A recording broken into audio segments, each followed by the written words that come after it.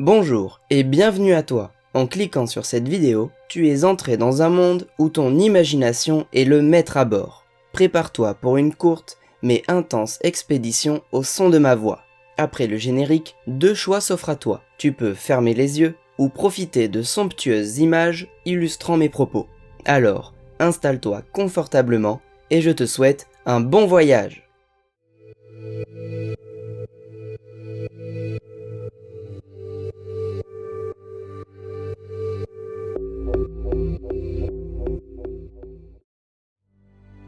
L'univers, ce vaste étendue dans lequel tout ce que nous connaissons évolue. Depuis la nuit des temps, ou plutôt depuis qu'il pense, et donc doué de conscience, l'humain tente de comprendre ce qui l'entoure. Et à mesure d'observations et expériences parfois hasardeuses, il agrandit l'horizon de ses connaissances. Doucement mais sûrement, de millénaire en millénaire, siècle en siècle, année en année, il accumule son savoir et l'appelle science. Une chose assez étrange est que plus il avance, plus il prend conscience de tout ce qu'il ne sait pas. L'humain avance tentant chaque fois de boucher le gouffre d'ignorance devant lui, mais il n'a de cesse de l'agrandir. Il y a bien eu une fois où nous pensions être arrivés au bout, à la fin du 19e siècle. Quelle erreur fatale d'avoir pu penser cela. Il se trouve que durant les décennies suivantes ont eu lieu les avancées les plus bouleversantes pour le monde de la science. 120 ans plus tard, le monde semble être à l'aube d'une nouvelle grande page de l'histoire des sciences. Une multitude de connaissances insoupçonnées et de réponses à de grandes questions nous tendent les doigts, comme si nous étions sur le point de monter de nouveau à bord du navire de Christophe Colomb, partant à la conquête d'un hypothétique tour du monde et ainsi vérifier par nous-mêmes si la Terre est bel et bien ronde. Alors, quelle perception actuelle avons-nous de cet univers dans lequel nous sommes nés? Qu'est-ce donc ce nouveau navire que l'on nomme cosmologie et comment va-t-il nous permettre de grandes découvertes ces prochaines décennies? C'est à travers une courte histoire que je tente de répondre à ces questions.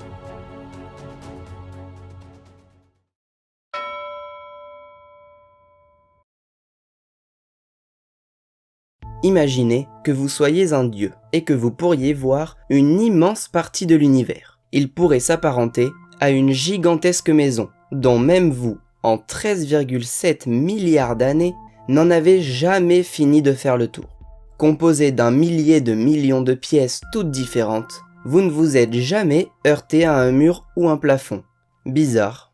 Pourtant, vous pensez bien que quelque chose doit maintenir cette si grande maison, sinon quoi ? Tout s'effondrerait, et vous n'avez pas totalement tort.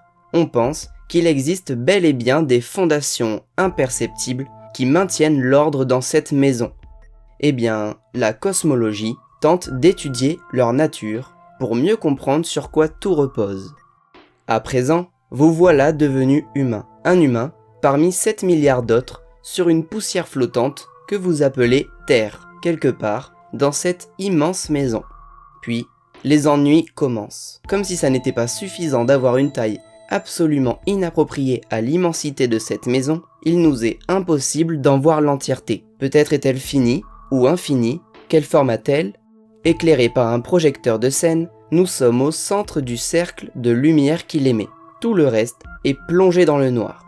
Et même si le projecteur pouvait vous suivre, pas moyen de se déplacer avec ces distances faramineuses. Même la vitesse de la lumière serait insuffisante. Piégé au centre du rayon de lumière, il existe donc bel et bien pour vous un horizon infranchissable.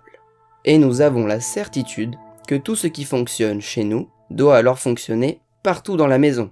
Cet horizon cosmologique s'appelle le mur de Planck et délimite ce que nous appelons l'univers observable. Tout de même gigantesque à notre échelle, en restant sur votre grain de poussière, vous avez su en estimer la taille.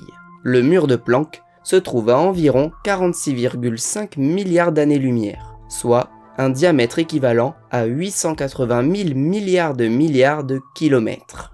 Nous pouvons donc dire que notre univers observable s'étend tout de même sur plusieurs pièces de la maison. La nôtre, nous l'avons appelée groupe local. Rappelons que rien ne nous sépare directement de toutes les autres pièces, puisque les fondations sont transparentes. D'ailleurs, n'imaginez pas une maison commune, puisque le fait qu'on ne s'y heurte jamais nous laisse penser qu'elles peuvent très bien être partout à la fois, de différentes formes. Une poutre sort peut-être d'ici, là ou là-bas, de façon régulière ou irrégulière, mais ce n'est pas tout. Chaque seconde qui passe fait vieillir la maison, et ces fameuses fondations omniprésentes mais imperceptibles, qui sont en fait la structure même de l'univers, n'ont de cesse de s'agrandir de plus en plus vite, si bien que chaque objet dans la maison se retrouve de plus en plus éloignés les uns des autres. Espérons pour notre galaxie que le bois ne travaille pas trop pour l'instant, et ne disperse pas trop les étoiles. C'est ce phénomène que nous appelons l'expansion accélérée de l'univers. À la manière des pépites de chocolat dans un gâteau qui gonflerait au four, toutes les pépites s'éloignent de manières égales les unes des autres de plus en plus vite parce que la structure même du gâteau est en expansion accélérée. Bien sûr, mon histoire a ses limites. Il n'y a pas de projecteur qui nous éclaire, mais nous sommes bien au milieu de ce que nous observons. Regardez autour de vous, n'êtes-vous pas toujours au centre de ce que vous voyez ? S'il n'y a pas de projecteur divin, il y a bien quelque chose qui nous place au centre de nos observations. C'est la lumière émise par l'univers depuis qu'il est suffisamment froid pour la laisser se propager. Les photons sont partis depuis environ 13,7 milliards d'années dans une course folle dont rien ne les stoppe depuis. Leur voyage nous transmet des informations. Plus ils arrivent de loin, et plus ils nous montrent à quoi ressemblait le passé.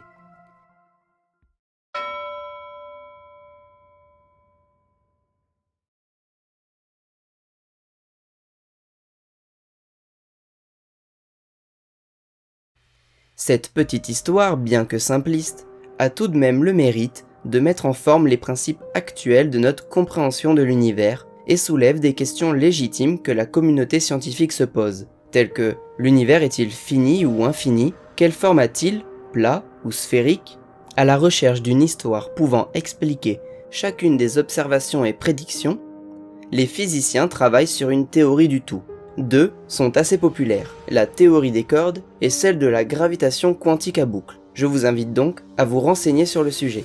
Pour conclure, voici une définition que j'ai pu confectionner de la cosmologie. C'est la science de l'univers lui-même, en prenant un recul considérable et en mettant de côté les objets d'échelle bien inférieure à celui de l'univers. Elle vise à comprendre la nature de sa structure, espérant ainsi mieux expliquer son origine et prédire son évolution. Un seul objet pour le moment déroge à la règle et semble faire partie de cette structure, ou du moins de jouer avec. Ce sont bien entendu les trous noirs. Dans quelques jours, je publierai une note à part, sous forme de vidéo animée, qui définira de manière plus scientifique le domaine de la cosmologie. J'espère que vous serez au rendez-vous. Cet épisode est à présent terminé. À travers ces paroles, j'espère vous avoir éclairé sur la notion et le rôle de la cosmologie. Si ce moment vous a plu, j'espère vivement que vous partagerez massivement cette vidéo. Si vous souhaitez me soutenir, vous pouvez me retrouver sur Tipeee ou gratuitement visionner de courtes pubs sur Utip. N'hésitez pas à vous abonner, partager ma vidéo et mettre un pouce dans les étoiles. C'est super encourageant et ça m'offre plus de visibilité. D'ici là, portez-vous bien et continuez de vous émerveiller la tête dans les étoiles. C'était Léo Fontaine pour votre chaîne Passion Astronomie. À bientôt!